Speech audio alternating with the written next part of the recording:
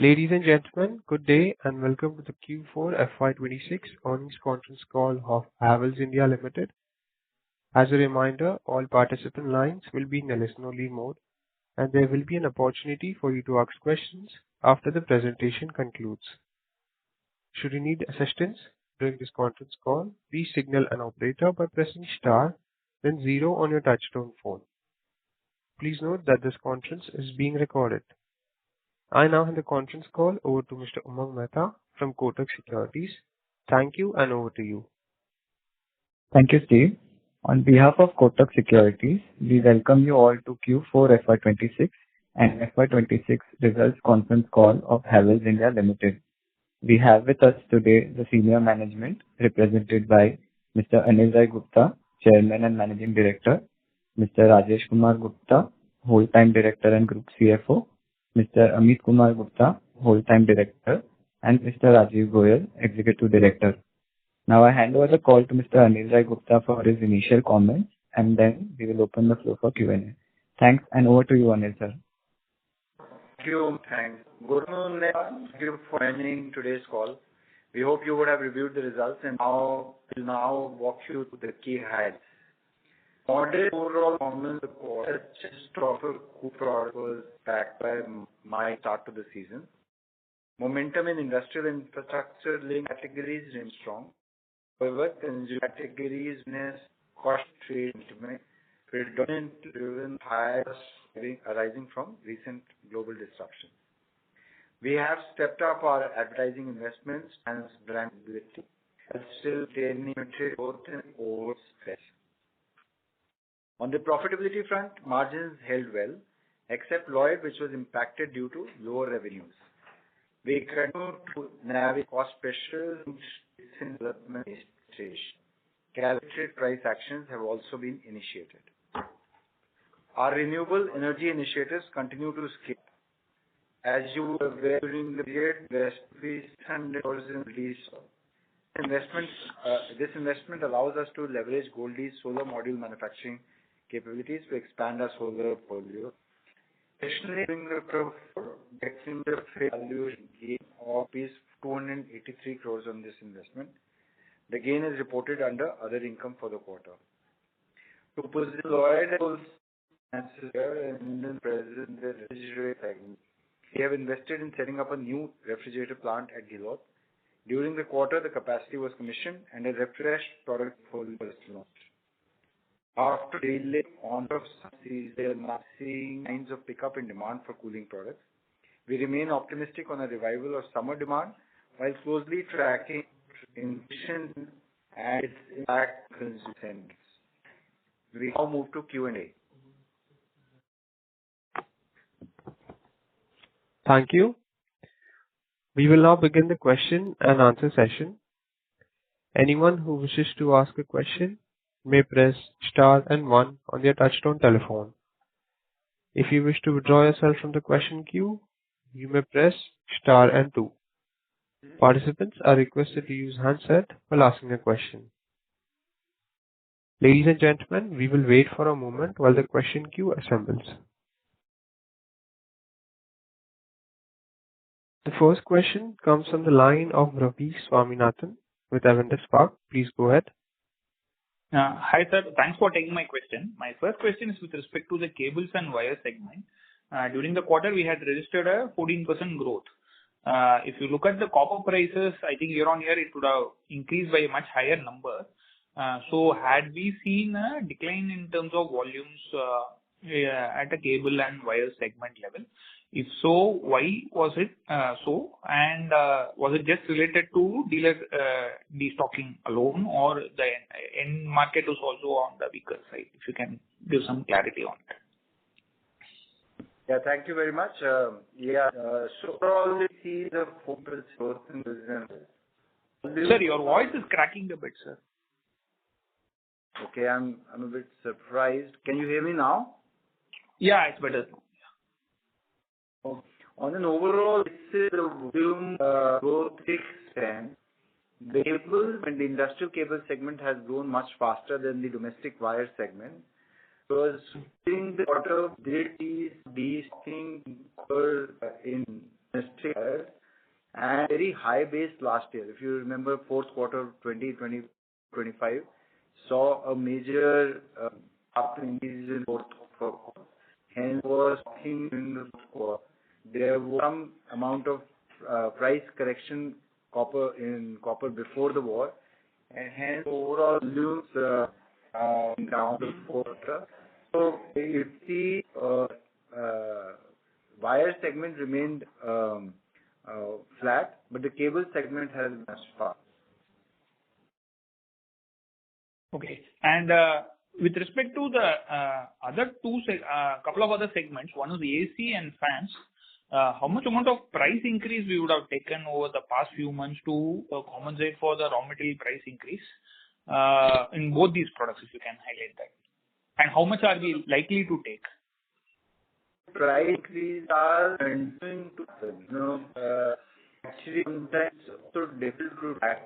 First increase happened due to the energy efficiency ratings change during the quarter, and then post there are raw material changes which are happening. War, February 24, there is increase of raw material prices, including other aluminum. So I would say start from December till April, there is calibrated price increases happening not only in fans but in other categories. So this is given right because under this at point. Thanks, sir. Thank you. The next question comes from the line of Natasha Jain with Phillip Capital. Please go ahead. Yes, thank you. Sir, so since your line was not clear, I'll just repeat one question I had, incremental. In terms of wires and cables, you mentioned that the volume has been flat, but margin increase has been very sharp. So could you point out what could be attributed to inventory gains, and if there's any mix change that has led to such a sharp margin spike despite volume degrowth?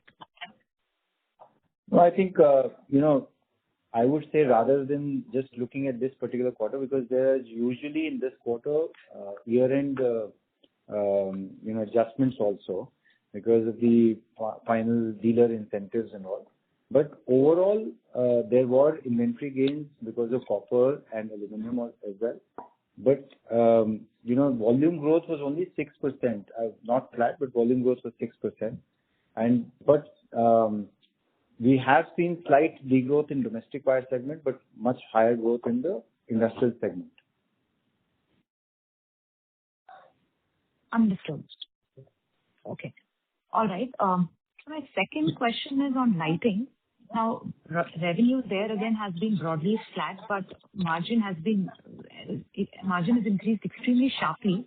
Your contribution stands at 37, and you've mentioned in your presentation that the long-term average is 30 to 32%.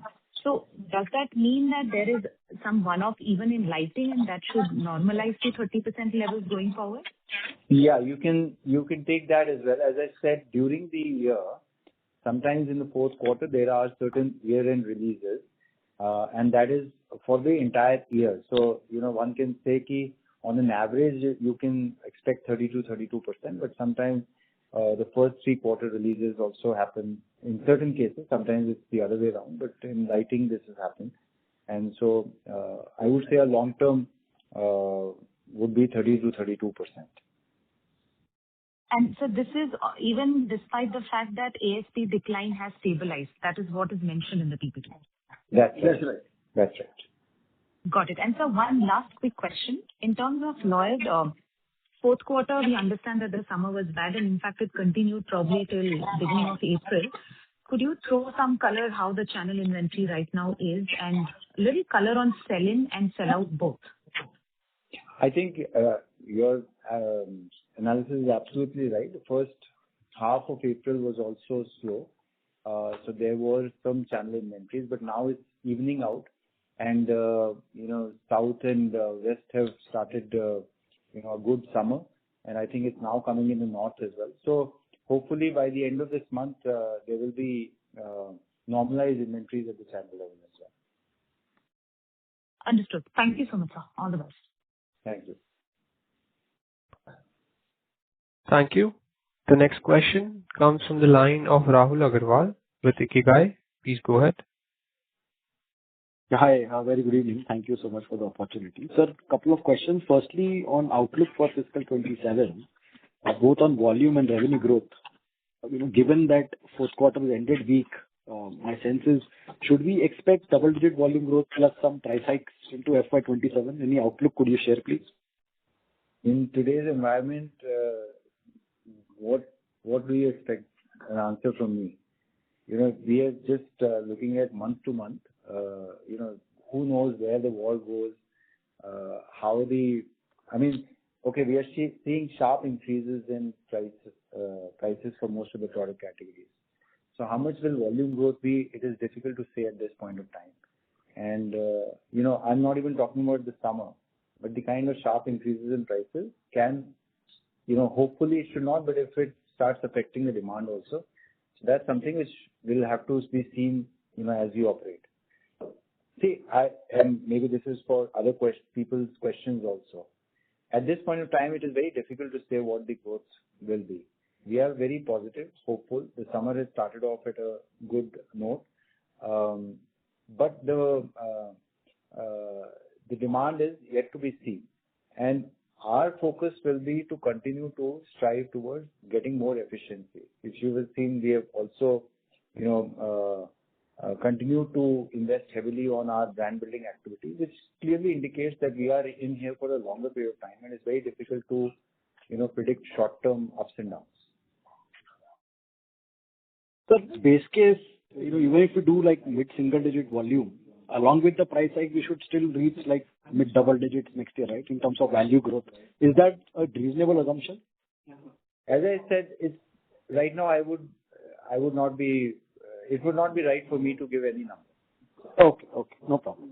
Sir, secondly, on the margin side, given various amount of price hikes and, what we are seeing on the RM inflation side, should we assume that whatever RM inflation, forex issues, in terms of cost inflation we are seeing, most of that is actually passed through, and there should, the entire absorption is actually getting done from Havells side. Is that understanding correct? We are striving to do that. Again, we are in a competitive world, and we have to see how it holds up. We are striving to pass on the cost, but again, as I said, we have to compete in the market. Our focus will also be to retain or gain market share. So we'll just play a balancing game here. Got it, sir. And last question, sir, on the after-sales service. My sense is we've seen a lot of premium product launches across all segments from Havells over the last 6 months. When you look at your website, a lot of new products are actually launched. Just to understand that, I think from a technician perspective, whoever services the customer from an after-sales perspective is largely the same team for premium as well as mass segment products. Is it really possible to have a separate team for luxury and premium products so that the customer experience is not compromised? Any thoughts on this? I think these are very operational issues which we continue to, ensure that we will give the best service to the consumer. But these are very operational issues and part of one part of the business that I think, there's no point of us, to spend time on this call. But what you are saying is our objective is to continue to give the best service as well as best customer experience always. But it's good to know that you've noticed that Havells is coming out with premium products. That is a reflection of our continued investment in innovation. Got it, sir. Thank you so much. I'll get back in. Thank you. All the best. The next question comes from the line of Aniruddha Joshi with ICICI. Please go ahead. Yeah. So thanks for the opportunity. As a solar business, so we have seen almost 48% growth in other segment, and even the EBIT margin has also seen a good expansion. So if you can share more details on the solar business, means have reached a in a way normalized run rate, or there is a still good scope to potentially grow in this business? Means how long this growth rate can sustain? And again, margins of solar business, have they reached to a optimal level, or there is a still further scope to see margin expansion in solar business also? That is question number one. And in terms of question two, as far as the volume growth in fans, coolers, as well as refrigerators. So how it would have panned out? Because probably there was no excess sale in December for these products. So have they also seen some impact on volumes, or is there healthy growth in these products? Yeah, thanks. So your first question on solar, I think most of the growth that you see in the other segment is coming out of solar. And you see, the way to look at it is that we are building capacities both in industrial cables as well as solar. Solar through an investment in Goldi, and because of the assured supplies, more capacity that we have, we are able to take advantage of the tailwinds that are there in these two segments. And going forward also, in the coming year also, we do feel that there is enough opportunity in the solar segment to continue to grow. But we'll be also expanding our product ranges in the entire renewable space in coming times.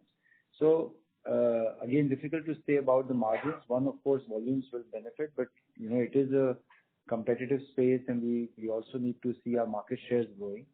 And also, we'll try and maintain or increase margins through better product additions and expansion of the product range in the renewable space. That's what we're looking for. As far as the second question, I think in fans in the third quarter, there was a change in the BE norms. So there was some stocking in the end of the third quarter, and which impacted some volumes in the fourth quarter, but also the seasonality aspect also came in the fourth quarter. So hopefully we should be seeing better volume growth in the first quarter. Sure, sir. But in terms of monsoon, like last year also was impacted by monsoon. So logically, the impact of monsoon this year is probably less compared to what it was last year. So on that favorable base, should all these segments report strong growth, or still the impact is so high of monsoon this time also that we are still seeing some impact of monsoon? No, it's difficult to predict what will happen in the monsoon, but you are right. See, last year was a low base, so we should be seeing good growth in this year. Okay. And any internal target estimate that the company would be working on the summer products that you can share with us? I think we do not give any guidance on the numbers, and frankly, in this scenario, we are hoping for a faster growth. As I already said, in summer products, last year was a very low base, so we are hoping to get a good growth in this first quarter.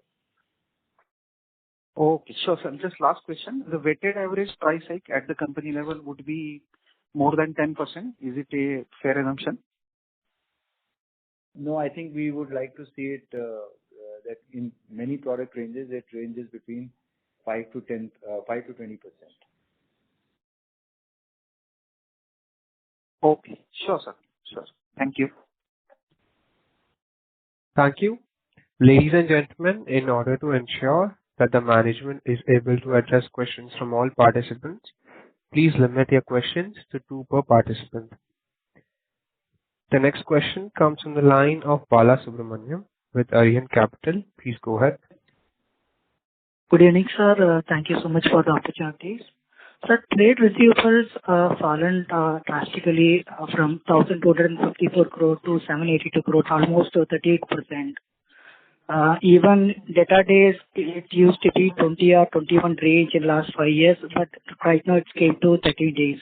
So I'm trying to understand this is majorly because of faster collections or changing payment terms with these distributors, and how do you understand in upcoming years? No, this is normally this is the last day. We are through channel financing, so this kind of fluctuation is nothing untoward toward them. There is no structural change either in our payment terms or the billing.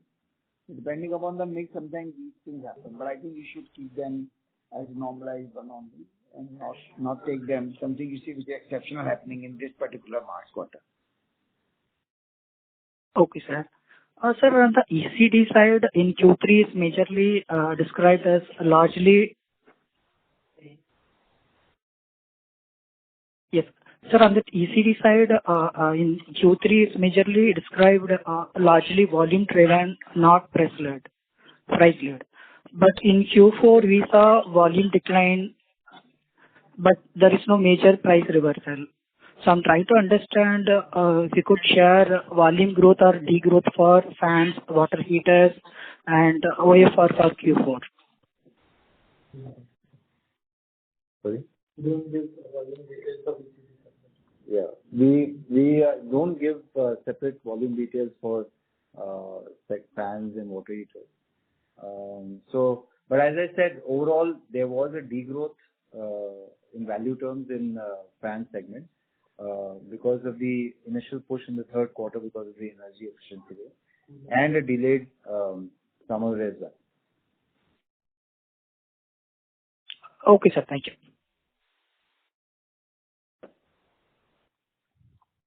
Thank you. The next question comes from the line of Siddhartha Behra with Nomura. Please go ahead. Thanks for the opportunity, sir. Sir, first on Lloyd, I mean, can you highlight broadly how much price hikes have been taken till now and how much is required to sort of go back to that double-digit contribution margin levels which we had last year? Work in progress. Any price hikes, sir, if you can quantify how much is more needed or how much have been taken? As Siddharth, we have already said that there were quite a few price rises, especially in case of Lloyd, because of the energy efficiency change, the 3-star, 5-star change. So a lot of that happened during Jan to March. And now, because I said work in progress, because now we're really seeing the impact of the cost increases post-war. So that is now being passed on. So there is a work in progress, but it's, it ranges between at least 8 to 15%, depending upon the inflation. Okay. And on the cable and wire side, I mean, what will be the utilization levels of the new cable plant which we started? And I think phase 2 should come sometime this year as well. So if you can just give us some color on that as well. So right now, whatever capacities got added, we've been still operating at high capacity utilization, and more capacities will come up, as you rightly said, during the year. So hopefully by the end of this year or early next year, first quarter, we'll be having the entire capacities which are planned. Understood, sir. Okay. Thanks a lot. I'll come back in that now.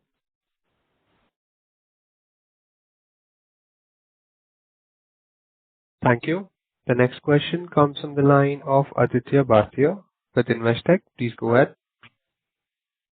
Hi, good evening, sir.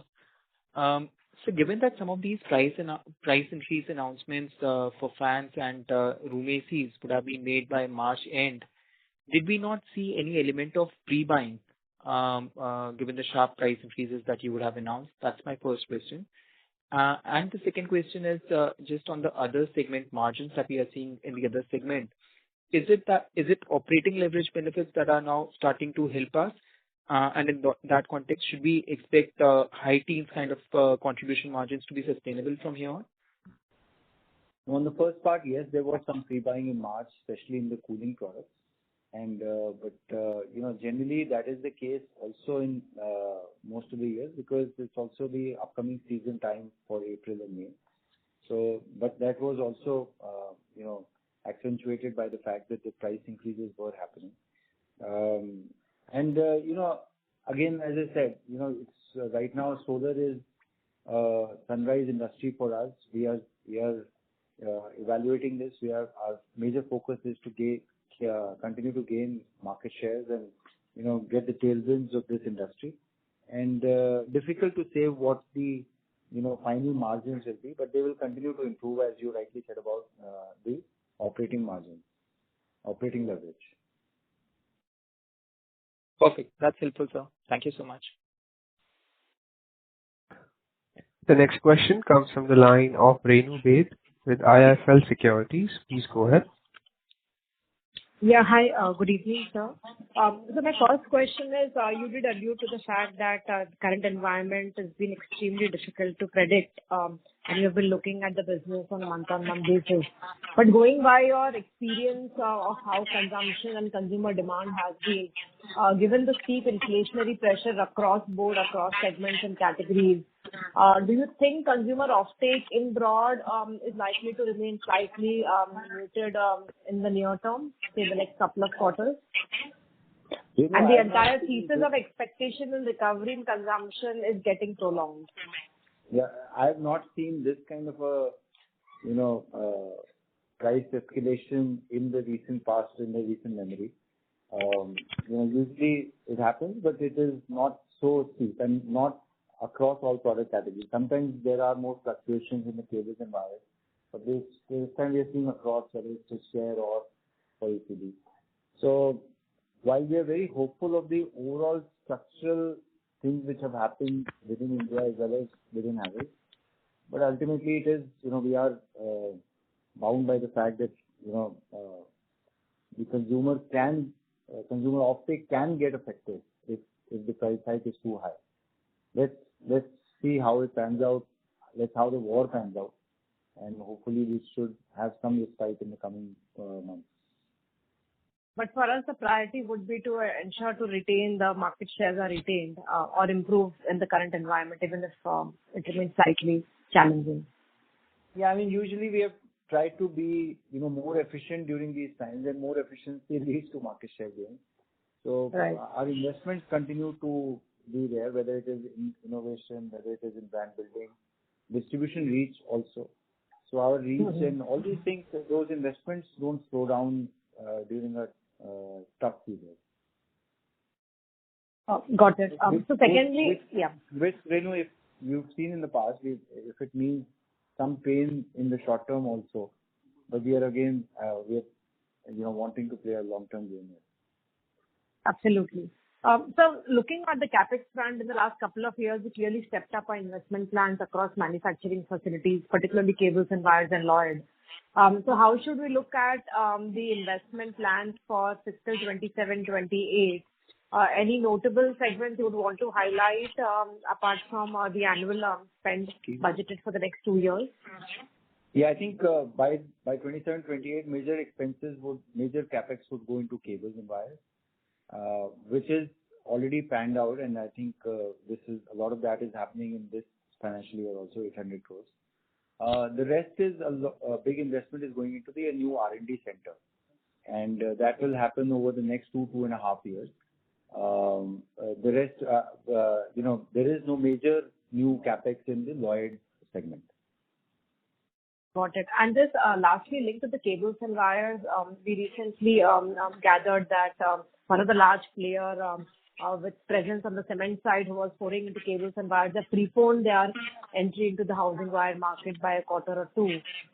So do you think in the current environment where the market is struggling but on the volume side, a large entrant entering in the space, could it put incremental pressure on the existing peers and the industry pricing trends? See, I mean, generally speaking, cables and wires, especially wires, there has been a lot of consolidation in the past also from unorganized or regional brands or small brands to organized brands. More and more, this industry has absorbed newer players, and I think going forward also, companies which should continue to invest in innovation, brand building, and distribution reach will be the winners in this segment. So hopefully, new players will also come with the right investments. They'll definitely gain some market shares, but some readjustments may happen between the unorganized and organized sector. Sure. And last question, if I can ask, while you've always spent enough energies and money in terms of distribution reach, across regions, north, south are broadly taken care of. How do you look to tackle the western region in terms of penetration for Havells products, X of cables and wires on the B2C side, and any particular areas you would want to highlight to fill the gap? I would say that, Havells continues to invest not only in the western region, but also certain parts of the southern markets like Tamil Nadu, where our market shares were lower as compared to other markets. Those investments are going both in distribution but also, localized brand building as well.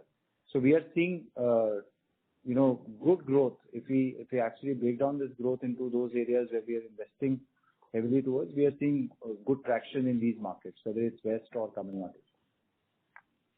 Got it. Thanks much and best wishes, team. Thank you. Thank you. Thank you. The next question comes from the line of Praveen Shah with PL Capital. Please go ahead. Yeah. Thank you for the opportunity. I have two questions. So first is, as you had highlighted, the next, the investment focus area is towards the industrial, whether it's a cable or renewable. So how we are going to see the B2B, B2C mix evolve for the company in the next few years? I think in cables also, underground cables is something where we are investing, where we were to some extent under-invested. But in the past, our B2C to B2B has remained between 75-25 or 70-30. We hopefully in the next couple of years we should continue to grow even in the B2C segment, especially they see a lot of growth opportunity in wired, ECD. So definitely there is. I think there will not be a meaningful move from B2C to B2B. Okay. And the next questions are related to the switchgear. So it's highlighted that the margin impacted because of lag in the pricing of the cost. So do we believe that in the coming quarters it is possible that we'll go back to our 38% of contribution margin? Yeah, we are striving towards that. As I said, in certain cases, the cost increases are so high that there was a lag in passing on the entire price increase. We'll continue to strive towards moving there. But I've also said that our eyes will also be on retaining market share. It's not only also gaining. So, this is something which we have to see how it pans out. Yeah. Why I had asked that, because that's the growth for the entire year for switchgear is also quite low. So it's more focused on the growth the way forward, or major target is to achieve our contribution margin? I think it will always remain a balance between growth and profitability. Thank you, sir, and all the best. Thank you.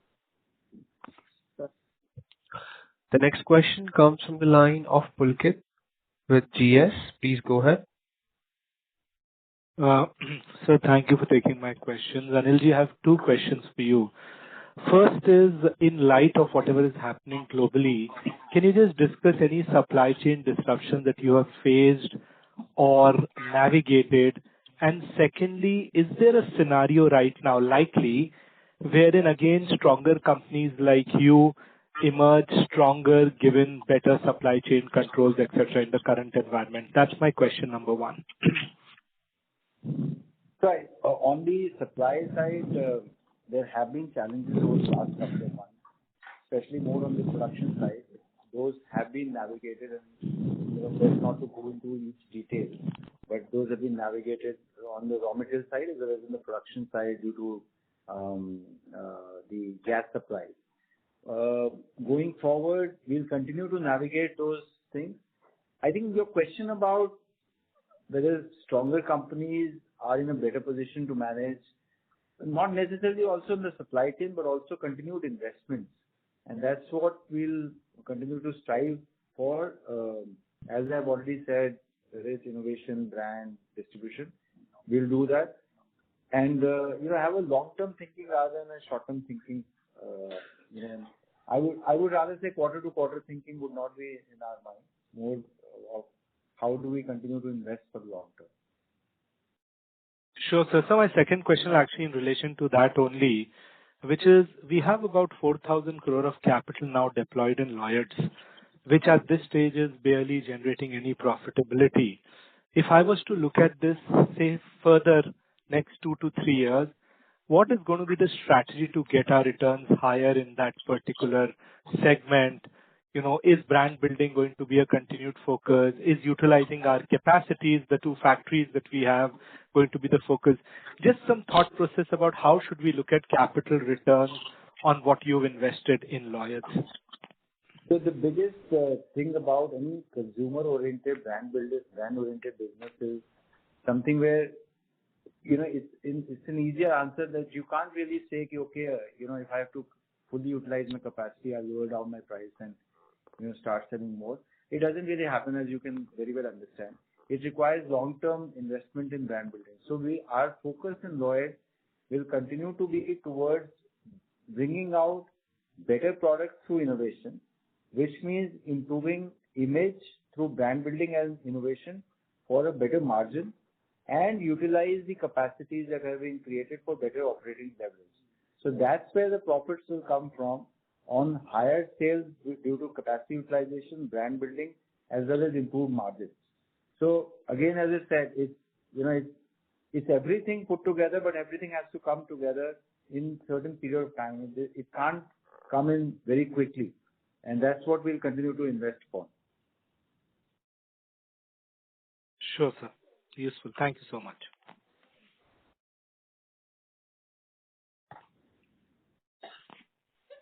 The next question comes from the line of Mr. Achal Lohade with Nuvama Institutional Equities. Please go ahead. Yeah. Good evening, sir. Thank you for the opportunity. Two questions, sir. First, if you could give us some sense, if possible, on the full year growth in terms of fans, wires, water heaters, etc. Just trying to understand, if we have gained market share, we have seen some market share loss in any of the categories. If you could highlight that.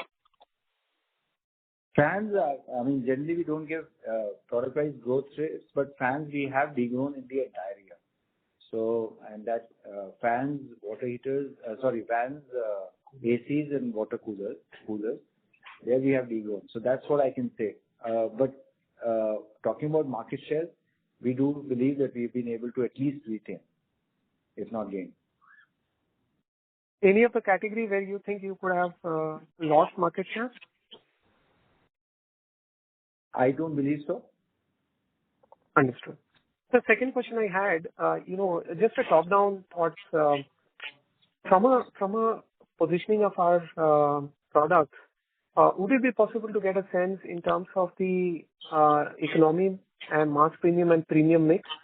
And are we under-indexed in the volume segment where probably the growth could be better and premium is facing a challenge in terms of growth? Any color on the segmentation at a broad level, sir?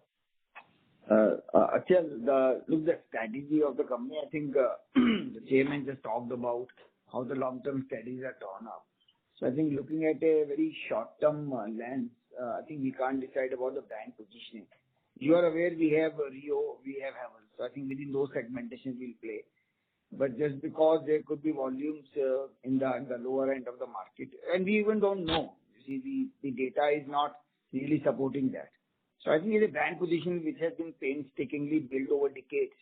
Something you can't really tinker with, you see, based on particular quarter or a seasonality. So this, I think, will continue to support.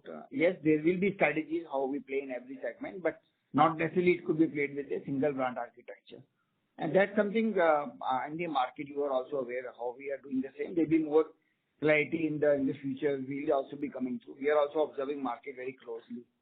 And but clearly there is a ethos which brand stands for, and I don't think that should be altered purely on some quarterly considerations. No, understood. Just to clarify, Rajivji, the question was more from an annual stroke medium-term perspective, not really quarter at all. Because I just wanted to clarify, is there a, given the positioning what we have, given the category, the sub-segment growth within the segment, within the category, is there a constraint in terms of growing at a higher pace, and there is a price difference gap between us and the other brands have widened? Is there a case for that? I was more coming from that perspective. Yes. No, maybe you could be right, but I hope you appreciate this, something what we do every day. And based on, as I said, brand ethos are built over decades. Even year actually is nothing in the overall history of a business and a brand. So yes, I think your point understood, but I think this is something we evaluate very closely. That much we can assure you. Fair point. And just a clarification, Anil sir, in the past calls you did highlight, there is a possibility of over 2 percentage point improvement in margins over medium term. Given what you have kind of highlighted in the call about renewed investments in the R&D and the A&P, is there a change in that particular thought, or that remains as is? No, that remains as is because we are continuing to, wanting to be more efficient, get operating leverage out of better volumes. See, the whole investment behind innovation and brand building would be to, put in more innovative products at a premium to the consumer and hence get better margins for the company. So again, as I said, short term, there may be some pain, but long term, the whole idea is to, have better growth and profitability. Through growth, also operating leverage will be coming. Understood. Thank you so much for your answers, sir. Wish you all the best. Thank you. The next question comes from the line of Prateek Singh with Helios. Please go ahead.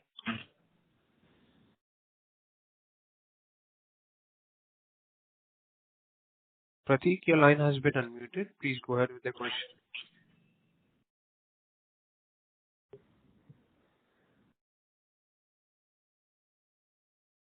Prateek Singh, your line has been unmuted.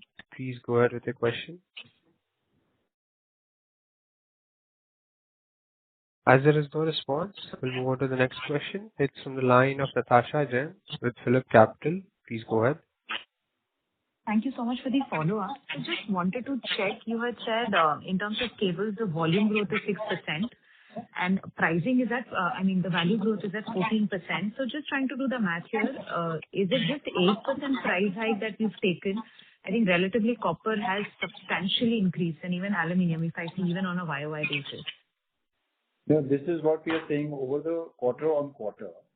And if you recall, there was actually a dip in copper in the month of February. The entire increase that you're seeing is post the war. So that has actually started increasing. So yes, overall cables and volumes, cables and wire, 6% volume growth and 14% value growth. So 6% volume growth is year on year, correct? Yeah, that's right. And that would leave us with 8% price. Blended for cable and wire. All right, sir. Okay. Thank you so much. The next question comes from the line of Ashish Kanodia with Citi. Please go ahead. Yeah, thank you for the opportunity, sir. So the first question is again on the cost side and investment in talent and capacity building. When we look at the fixed cost, and this is, across segments, while FY25, there was an increase in fixed costs as you were investing.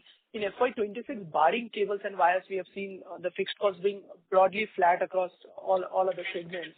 Now, when we, and cable and wire partly is maybe because of the capacity addition. So when you look at FY27, while, as you said, revenue is, it's very difficult to forecast revenue here, but from a cost point of view, do you see that FY27 is also going to be very similar to what we have seen in FY26, whereby fixed costs may be increasing cable and wire because of capacity addition, but other segments remains broadly where they are or maybe just, in line with inflation?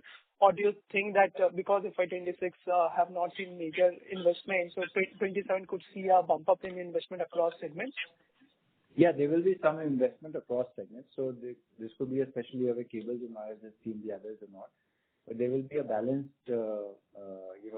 approach across all segments.